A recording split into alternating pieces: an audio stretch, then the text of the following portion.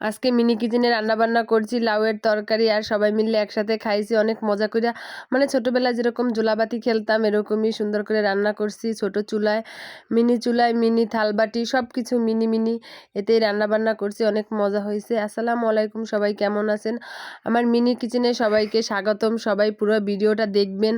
অবশ্যই ভিডিওটা একটু বড় হয়েছে, তারপরও কি স্কিপ করবেন না, দেখবেন। এই যে দেখেন সুন্দর মতো আমি ভাত বসাই দিছি চুলায়, আর কত সুন্দরই জাল জ্বলতে আছে চুলায়। এতে কিন্তু আমি কেরোসিন বা কিছুই ব্যবহার করি নাই। মানে চুলাটা অনেক শুকাইছে, এজন্যই অনেক ভালো আগুন ধরছে। এদিকে কথা বলতে বলতে আমার ভাত হয়ে গেছে। এরপরে ভাতের ফ্যান গালমু আর কি। ফ্যানটা গালার পরে আমি কি কি তরকারি রান্না করবো, এই দেখেন ছোট ছোট মাছ কুটতে নিছি। মানে মিনি মিনি হাঁড়ি পাতিলে রান্না করবো, এই জন্য তো মাছও কাটতে নিছি একবারে মিনি সাইজ করিয়া। এদিকে তেল দিয়ে দিছি, তেলের উপরে সুন্দর করে পেঁয়াজ ভাজি করবো। এরপরে সুন্দর মতো সব ধরনের মশলাপাতি দিয়ে দেবো। পেঁয়াজটা একটু ভালো করে ভাজতে হইবে। এরপরে হলুদ মরিচ লবণ পরিমাণ মতো যা যা লাগে সবই দিয়ে দিলাম।